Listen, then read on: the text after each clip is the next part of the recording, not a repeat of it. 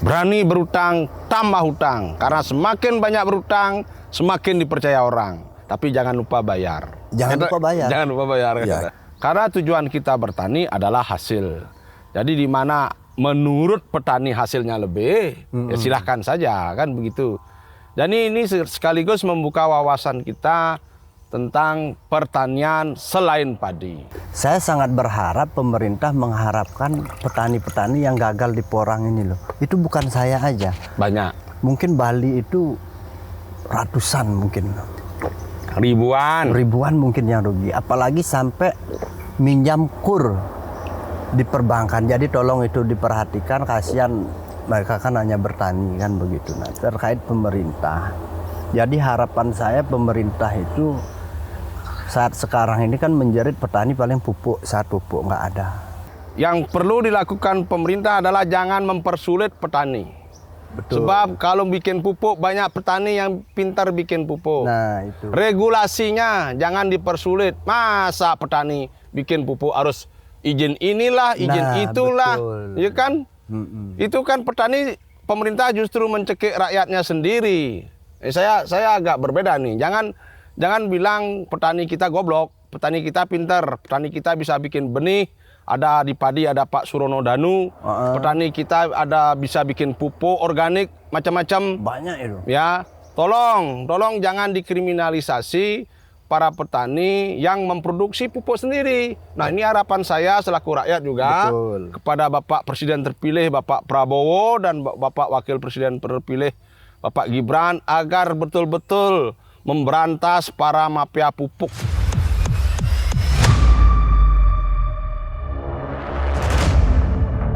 Om Swastiastu, Om Swastiastu. Rajeng Siang Semeton, Bali sejebak jagat Bali, ring dijojo idodane begenah. Siang ini Tiang berada di desa Brawantangi, negara Kecamatan Melayu, Kabupaten Jembrana, negara. Di siang yang cerah ini Tiang bersama Pak Komang Putrayasa. Betul.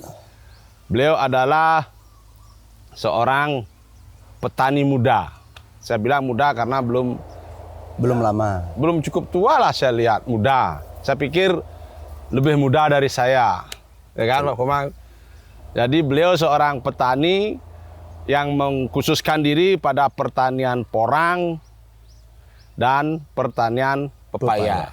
Nah sekarang seperti yang Semeton lihat, beliau bertani pepaya seperti di background belakang nih. Nah belakangan ini, bukan belakangan ini ya, beberapa tahun sudah, beberapa dekade malahan, para generasi muda kita kan tidak tertarik dengan pertanian. Lebih suka dengan hal di luar pertanian, misalkan nih, jadi PNS, kerja di hotel. Tetapi Pak Komang ini kok malah ke pertanian ya? Saya tertarik ini karena saya sebenarnya ingin menggali lebih dalam agar lebih banyak para pemuda kita untuk kembali ke pertanian, kembali mencintai Ibu Pertiwi. Nah untuk itu yang perkenalkan Pak Komang Putrayasa dan ada lagi nak ngobrol, udah serius-serius amat.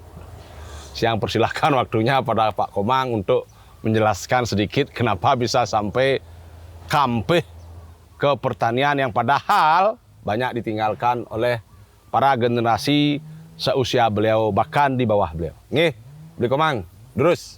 Yes. Pertama, dan nak ngobrol kan bercerita. Ya, silahkan. Jadi bercerita awal mula Tiang ke pertanian, bagaimana kok Tiang bisa tertarik ke pertanian. Berkokok di atas batu dulu nih. Tak rokok satu. Apa namanya Pak Yan? Sebelumnya saya di pariwisata Pak Yan. Ya. Sebelumnya pariwisata, sudah itu 2017 Gunung Agung erupsi, langsung corona, lenyap semuanya. Ya. Pindahlah Tiang di pertanian porang. Pertanian porang, ya dibilang gagal enggak, dibilang jalan juga enggak, kan begitu. Ya. Tapi kalau mengalami kerugian di sana kerugian saya lumayan. Kalau dinominalkan, biar tahu semeton berapa kira-kira? Nominal kerugian saya itu sekitar 800 juta. Plus sisa utang saat ini yang utang masih 180 juta di Denpasar kepada Haji. Saya masih tetap yang bertanggung jawab, tapi tetap berusaha. Terus sisa di koperasi 50 sama di teman 20, jadi 250 juta. Juta utang dari bisnis porang. Dari bisnis porang. Tapi nggak kapok. Nggak kapok. Bertani nggak kapok. Karena apa? Karena ya saya mendapatkan sebuah pengalaman yang berharga di sana. Jangan-jangan dengan mengatakan utang ini nanti anak muda jadi takut bertani, Pak Man. Loh, jangan takut. Memang hidup ini harus berani punya utang, tapi kita harus bertanggung jawab dengan utang itu.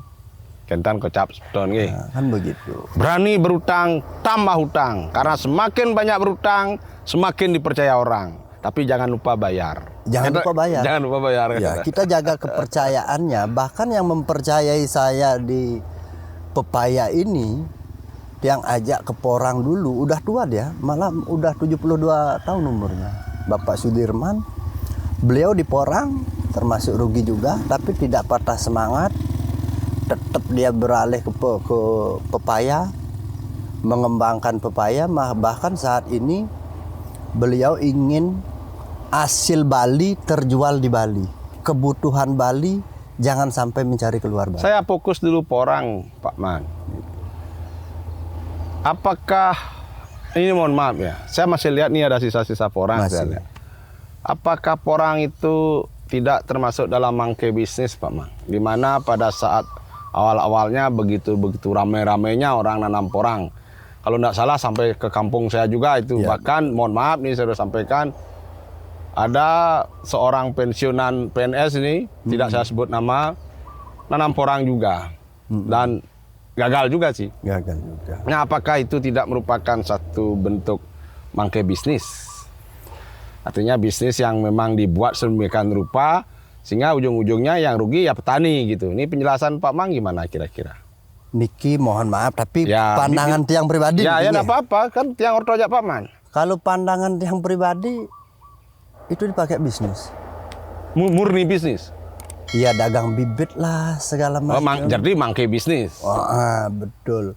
Kenapa petani itu tidak tertarik? Betul, kenapa seperti tiang sendiri tertarik? Karena waktu itu kan sampai Menteri Pertanian mengarahkan untuk menanam porang. Tapi setahu saya ada beras dari porang loh Pak Ma. Ada. Dan rasanya mohon maaf nih, enak loh Pak Ma. Beras dari porang ada, tepung dari porang. Tapi ada. Masalahnya itu belum bikinan Indonesia Pak Ma. Iya betul. Tapi kalau tepung itu sudah di Indonesia sebenarnya. Kenapa bisa begitu ini? Ini sekaligus mudah-mudahan adab dari pihak pemerintah mendengar sehingga kedepannya kegagalan Pak Man dan rekan-rekan ini menjadi suatu pelajaran berharga sehingga tidak terjadi lagi di kemudian hari. Khusus untuk porang. Karena apa? Sumber makanan selain padi sebenarnya banyak Pak Ma. Porang salah satunya. Dan saya juga meyakini selain porang juga ada kayak keladi dan lain-lain teman-temannya. Ya kan begitu. Jadi ini mohon maaf, tetap punya keyakinan bahwa suatu saat porang itu bisa menjadi satu industri pertanian yang terlepas dari itu mangke bisnis gitulah. Bahwa suatu saat kalau memang dikelola dengan baik, ini masalahnya yang saya dengar langsung ya, kita belum punya pengelolaan porang hasil di hilirnya. Kita bisa menanam tapi mengolahnya nggak bisa, itu harus dilempar katanya ke Cina atau ke Jepang. Nah kalau dibilang belum bisa pengolahannya Pak ya, tapi pabrik itu kan di Jawa Timur itu ada sampai tepung. Bahkan saya beli tepungnya itu kan di sana. Tepungnya, berasnya diolah di sana. Jadi kendalanya di mana? Harusnya kan ada supply and demand, kan harusnya petani nggak dirugikan seperti Pak Man, nggak dirugikan. Mungkin porangnya nggak mau tumbuh karena setahu saya porang itu tanam liar, hutan. Jadi kerugian porang itu sebenarnya ya tidak ada salahnya di hilir kalau menurut saya pribadi ya tidak salah di hilir. Banyak juga petani itu seperti saya sendiri yang gagal panen. Oh, gitu. Bahkan kalau harga Dari tahun kemarin hanya 3.500 sampai 4.000. Saat ini beli ke petani sudah sampai 5.000. Berarti hasil yang diharapkan itu tidak optimal. Nah, itu Begitulah mungkin karena sepengetahuan saya baca di YouTube ya, nonton di YouTube, porang itu tanaman hutan. Tanaman hutan. Mungkin tidak cocok dengan kondisi tanah atau kondisi lingkungan di mana petani itu menanam. Kira-kira mungkin begitu. Karena saya lihat banyak yang layu, busuk gitu, gagal tumbuh gitu loh. Ya. Kan seperti itu. Nah, soal porang kita singkat saja, Semeton sebenarnya banyak tempat kok porang bisa tumbuh subur. Betul. Ada kok daerah-daerah. Jadi kegagalan itu bukan menjadi kita takut untuk melangkah, tapi justru membuat kita berani. Jatuh, bangun lagi, jatuh, bangun lagi, jatuh, bangun lagi, dan seterusnya. Seperti itu. Bisa jangan jatuh lagi, Pak. Ya, artinya kita melihat kejatuhan orang lah. Kita lihat orang jatuh, jadi kita jangan sampai jatuh. Tapi bukan berarti kita mendoakan teman jatuh. Tidak, kita belajar dari kejatuhan teman. Kan seperti itu, Pak. Betul. Pak beli Mang Putriaso kan gitu nih. Ya. Tapi kembali Pak, saya tambahkan tentang porang. Ya memang saya sampai jual aset loh. Kalau uang segitu kontan nggak ada saya. Karena sewaktu penanaman hutang saya banyak, gagal panen, mau nggak mau saya harus bertanggung jawab dengan hutang itu. Saya jual aset, ya memang saya ngaset itu terus terang. Cuman daripada saya tidak bisa fokus untuk bekerja karena telepon berdering nagih hutang, lebih baik saya tidak punya aset, saya jual bayar. Nah, tapi saya ada bersyukurnya Pak. Yang tadinya istri saya itu 10 hari, 15 hari itu biasanya ke rumah sakit Pak. Boleh cek di rumah sakit Kapal, data nama istri saya, sudah itu rumah sakit umum Singaraja. Nah, tapi bersyukurnya saat ini sembuh total. Sebelumnya sakit apa? Asam lambung. Wah, sama nih kayak saya, asam lambung itu betul. Obatnya apa itu? Asam lambung sudah itu dia berobat menggunakan tepung porang itu hanya 5 hari. 5 hari sembuh total sampai saat ini tidak pernah kumat, mudah-mudahan tidak lagi. Sudah itu saya berjanji siapapun yang mempunyai asam lambung kapan ketemu saya akan saya kasih minta gratis. Pak Man. Ya. Saya asal loh. Ada tepung. Semeton niki sekaligus plus nih Semeton. Bagi Semeton yang punya penyakit asam lambung, nah bisa mengkonsumsi tepung porang. Nah, cara mengkonsumsinya karena beliau yang berpengalaman dengan istri beliau, yang persilahkan beliau yang bicara. Silakan beli Mang. Jadi cara mengkonsumsinya ya. Nah, ini selain istri tiang lagi ya. Ya. Selain istri tiang ada beberapa teman yang disembuhkan juga, termasuk Gede Rasedanu, mantan anggota dewan juga beliau. Astung Kare sekarang sudah sembuh total. Ada lagi temennya. Cara mengkonsumsinya, jadi rebus air 1 gelas. Ya. 1 gelas itu air itu direbus sampai mendidih. Nah, tepung porang itu masukkan ke air di luar rebusan itu 1 sendok. Ya. 1 sendok teh, jangan 1 sendok makan karena dari banyak. Ya. Aduk dengan rata. Setelah itu merata, air mendidih, tuangkanlah dia pelan-pelan. Ya. Terus aduk di sana sampai kental. Nah, kekentalannya itu tergantung kita sendiri. Sampai jadi membubur lah. Ya, mau sekental apa, mau lebih encer silakan. Nah, itu setelah itu kalau memang karena di sana itu di tepung porang itu rasanya tidak ada. Hampa. Netral dia. Nanti kalau mau senang manis ya tambahkan gula. Itu makan jadinya itu kok makan sebelum baru bangun tidur, sebelum terkena apa-apa, makan pagi-pagi baru bangun tidur. Ya. Sekali, sudah itu menjelang tidur, malam begitu juga mau tidur. Sebelum makan juga.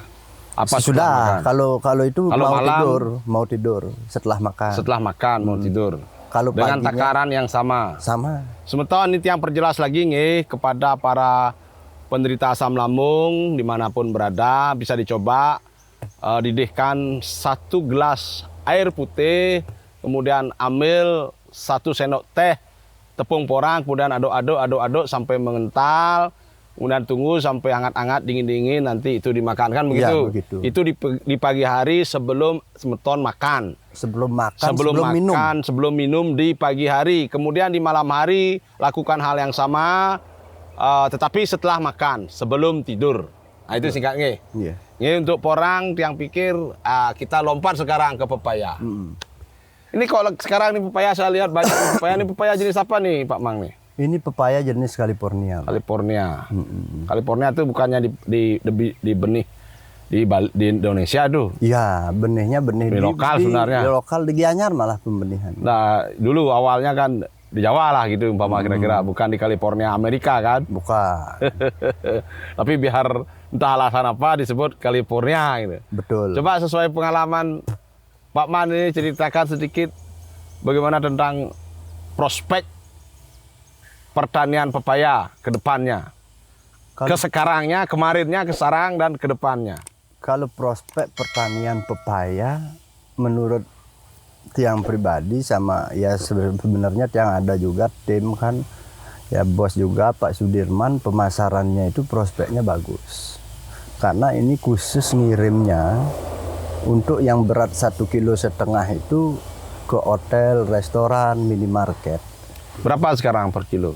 Kalau sekarang per kilo 5.000. 5.000 per kilo. 5.000 per kilo. Jadi begini Pak Mans, petani kan luasan lahannya beda-beda ini. Iya. Dalam satu aro, saya bicara aro sekarang, 10 kali 10 meter persegi itu bisa ditanam berapa? Kalau per hektarnya itu diisi 1.000. 1.000, kalau per 1.000 bagi 100 berarti 10. Berarti satu aro itu bisa terisi 10 pohon pepaya. Iya. Satu pohon pepaya itu menghasilkan berapa kilo? Satu pohon pepaya itu kalau kita rawat dengan maksimal, ya. Itu penghasilannya itu sekali petik itu bisa 10 kilo. Satu pohonnya?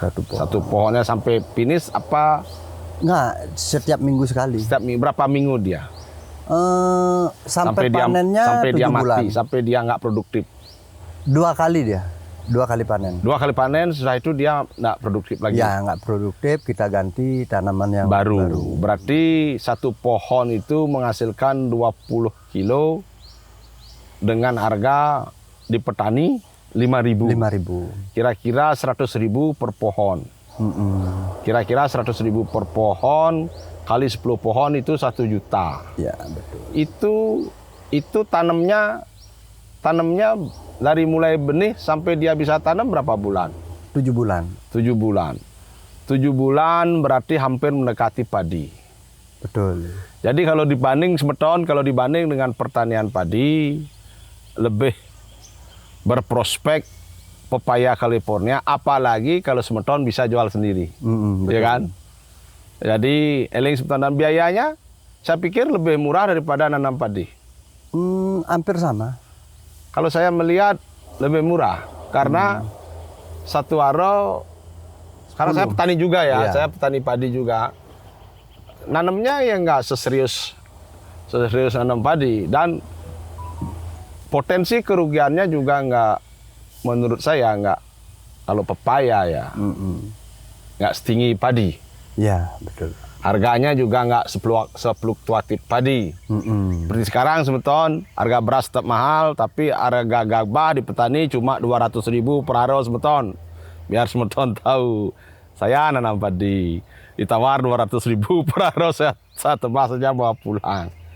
Nah, terus nih Pak Man, saya tertarik dengan ini Pak Man. Dalam artian ke depannya Pak Man, apa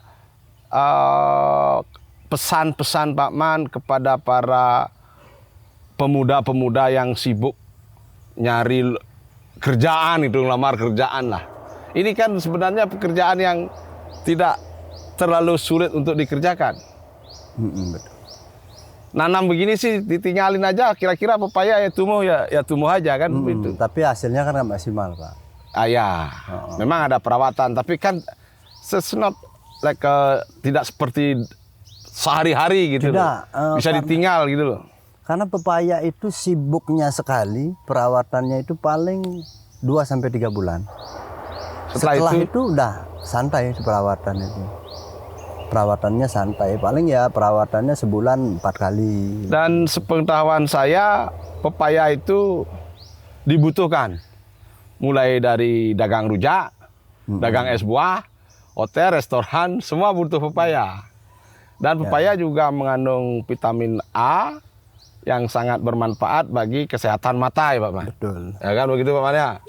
Jadi begini juga Pak, apa namanya Pak ya, memang hotel itu kan sangat membutuhkan. Karena saya dulu kan di pariwisata, coba kita perhatikan di saat pagi hari, di saat pagi hari pasti pas sarapan itu ada buah pepaya. Ya, ada saya juga buah pagi-pagi melon, makan pepaya. ada buah semangka. Nah itu kan bahkan 3 kali. Nah makanya itu seperti Pak Sudirman tertarik untuk menawarkan ke hotel-hotel tersebut dengan kualitas pepaya yang Jadi bagus. kira-kira kalau saya mengajak 10-20 orang petani gitu umpama, itu ada kepastian dibeli lah. Ya, ada kepastian dibeli. Saya yakin mereka juga bisa jual sendiri kok. Tapi gini Pak Man, ini mohon maaf ya. Saya pikir potensi pemasukan kalau betul-betul dirawat lebih dari itu loh. Ya betul memang. Saya punya 2 pohon pepaya di rumah, enggak saya apa-apain, dia tumbuh subur. Saya sekali petik aja saya jual ngawur aja dengan ke dagang buah itu loh, dagang buah yang musun. Itu dibayar 100.000 loh. Saya kaget loh.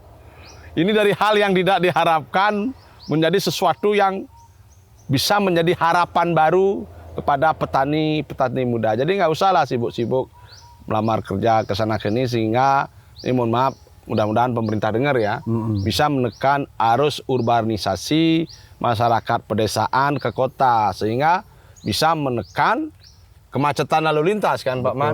Ya karena orang-orang pada di kebun, nggak sibuk di jalan. Nggak sibuk di jalan. Iya kan? Ya contoh kayak saya sibuknya ya di kebun. Di kebun kan? Tidur di Harapan kebun. Pak Man nih terakhir nih, saya nggak mau berpanjang lebar. Harapan Pak Man kepada pemerintah nih, kepada petani-petani apa, khususnya pemerintah Jembrana, lebih khusus lagi pemerintah Bali dan pemerintah Republik Indonesia, Kementerian Pertanian, ini apa harapan Pak Man? Jadi harapan saya ya, yang pertama ke petani muda dulu, ke generasi. Iya. Jangan kita menyerah kapan kita tidak punya lahan. Iya. Ya enak bertani, kadang-kadang kan ada ngomong, aloh iya mau tani ngalah lahan. Iya. Cang sing lahan dicecang mulu. Dicecang mulu. Boleh dicek, saya di Singaraja, Desa Suwog, punya lahan itu 1,5 hari untuk rumah. Yang 30 hari sudah terjual di gara-gara porang, tapi tetap semangat. Segegel Pak Man. Sudah itu, jangan kita berkecil hati seperti itu. Bangun kepercayaan. Banyak sebenarnya orang-orang ya yang punya dana ya. Yang punya dana seperti Pak Sudirman lah. Dia ingin membangun ini tanah, ini bibit, ini pupuk. Ini plus rumah. Jaga kebun ini, rawat dengan bagus. Nah kalau sistem begitu ini mohon maaf ya, saya harus perjelas juga kepada pemirsa nih, penonton kita nih. Kalau dengan sistem gitu kan orang, saya sekarang lagi rintis Asosiasi Warung Kecil Bali. Ada beberapa pertanyaan saya enggak punya modal. Selalu saja gitu. Yang bikin justru terus terang aja itu bikin saya jengkel loh. Belum apa-apa sudah modal.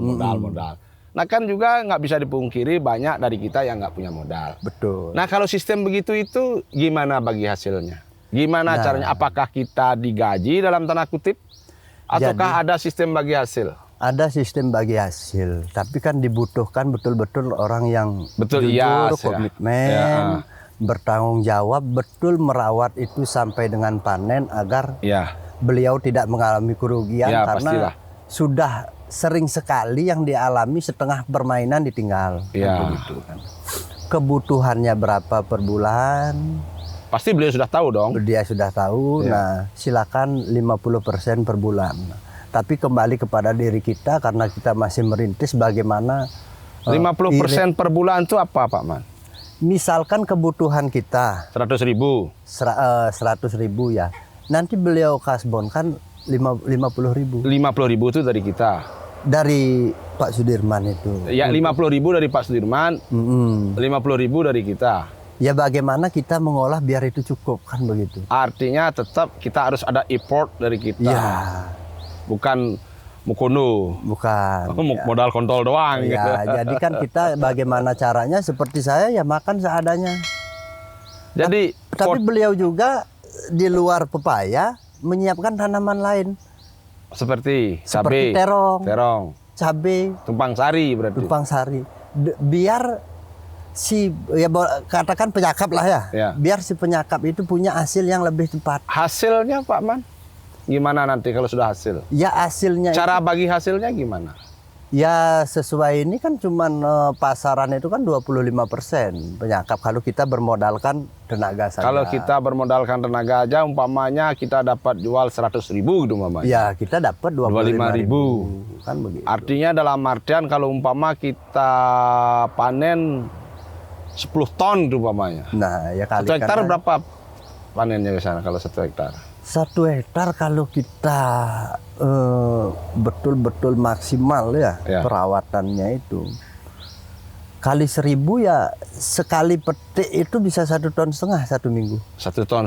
Berarti dalam per Itulah minggu. 1 ton per minggu. 1 ton per minggu. 1 ton per minggu berapa kali itu?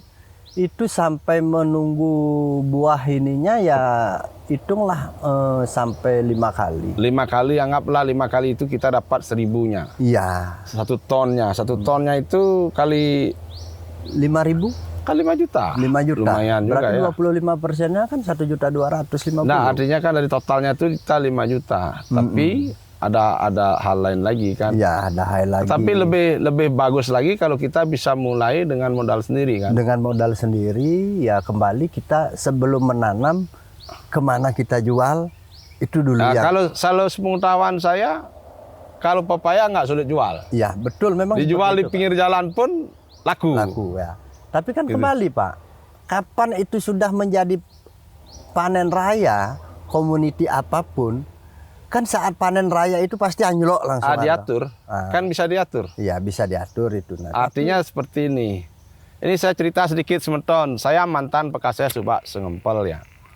Kalau Pekaseh sebelum saya itu harus padi-padi. Kalau saya enggak, saya bebaskan petani mau nanam apa aja, istilahnya tulak sumur lah. Mau nanam apa aja bisa. Iya. Mau nanam cabai bisa. Mau nanam pepaya juga ada. Mau nanam kacang panjang juga ada. Padi apalagi. Jadi karena tujuan kita bertani adalah hasil. Jadi di mana menurut petani hasilnya lebih, ya silahkan saja kan begitu. Dan ini sekaligus membuka wawasan kita tentang pertanian selain padi dan bagaimana suka dukanya bertani. Seperti Pak Komang bilang, beliau sampai jual aset. Nah, ini juga perlu menjadi perhatian pemerintah agar kelak di kemudian hari petani-petani kita yang penuh semangat ini tidak menjadi korban dari praktek monkey bisnis. Pak Man, sebenarnya dot yang ordom megelo aja Pak Man sing itu. Kemauan ke Bandung untuk galah karena rumah ada joh nih. Jujur, Badung. wah Badung Pak. Kang Wang malu amone gen. Tapi kan Durin kembali, ben ngordo kan gitu. tadi belum saya jawab masalah terkait biar tidak setengah-setengah. kan. Ya, ya Pak. silakan Jadi dulu. saya minta waktu. Ada tambahan lagi nih. Ada tambahan enggak Jadi, apa-apa. Jangan asal jangan minta uang Pak Man, saya Ya. bepis nih. Kang Wang dari narasumber gratisan. Satu, kenapa saya ke pertanian? Contoh saya dari orang tua saya memang petani, buktinya anak-anaknya, saudara-saudara saya bisa cukup dari pertanian. Dan juga nanti di hari tua, apapun pekerjaan kita saat muda, di hari tua kan pasti kembali bertani. Jadi makanya itu lebih baiklah dari sekarang saya bertani, nanti akan ke sana. Daripada nanti tua baru menyesal. Nah terkait masalah kata Bapak bagaimana untuk pemerintah Ya. kan begitu. Ye. Saya sangat berharap pemerintah mengharapkan petani-petani yang gagal di Porang ini loh. Itu bukan saya aja. Banyak. Mungkin Bali itu ratusan mungkin. Ribuan Mungkin yang rugi. Apalagi sampai minjam kur di perbankan. Jadi tolong itu diperhatikan, kasihan mereka kan hanya bertani kan begitu. Nah, terkait pemerintah. Jadi harapan saya pemerintah itu saat sekarang ini kan menjerit petani paling pupuk, saat pupuk nggak ada. Nah, kan begitu kan? Mana pupuk nggak ada. Nah, kembali saya harapkan dari Dinas Pertanian bila perlu pusat kan begitu kan. Ini bukan kritik. Departemen Pertanian kalau di Departemen pusat. Pertanian. Kementerian Pertanian. Kementan. Saya berharap jangan pertanian itu hanya datang ke kampung mengecek data di sini pertaniannya berapa. Itu sudah kaset lama. Nah, saya berharap jangan seperti itu. Tolong ajarkan petani itu bagaimana membuat pupuk, bagaimana membuat bibit, programkan itu. Sebentar, saya potong. Sebenarnya petani nggak perlu diajarkan itu. Ini mohon maaf ya. Yang perlu dilakukan pemerintah adalah jangan mempersulit petani. Betul. Sebab kalau bikin pupuk banyak petani yang pintar bikin pupuk. Nah, itu. Regulasinya jangan dipersulit. Masa petani bikin pupuk harus izin inilah, izin itulah, ya kan? Itu kan petani, pemerintah justru mencekik rakyatnya sendiri. Saya agak berbeda nih. Jangan bilang petani kita goblok, petani kita pintar, petani kita bisa bikin benih. Ada di padi ada Pak Surono Danu, petani kita ada bisa bikin pupuk organik macam-macam. Banyak itu. Ya, tolong jangan dikriminalisasi para petani yang memproduksi pupuk sendiri. Nah, ini harapan saya selaku rakyat juga. Betul. Kepada Bapak Presiden terpilih Bapak Prabowo dan Bapak Wakil Presiden terpilih Bapak Gibran agar betul-betul memberantas para mafia pupuk. Sebab petani kita bisa lebih maju kalau tidak dikemplang mafia. Itu salah satu. Betul, Pak.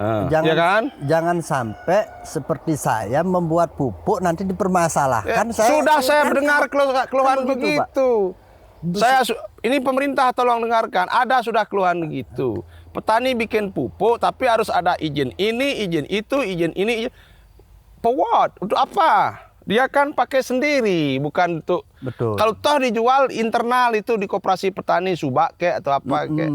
Nggak apa-apa, jangan dipersulit. Toh juga pemerintah tidak secara maksimal belum mampu menyediakan pupuk untuk petaninya. Maksimal. Nah, kira-kira gitu bahasa penutupnya. Betul kata closing Bapak, statementnya. tidak maksimal. Contohnya petani masih menjerit kok kekurangan pupuk. Nah, tapi petani kan bisa kan?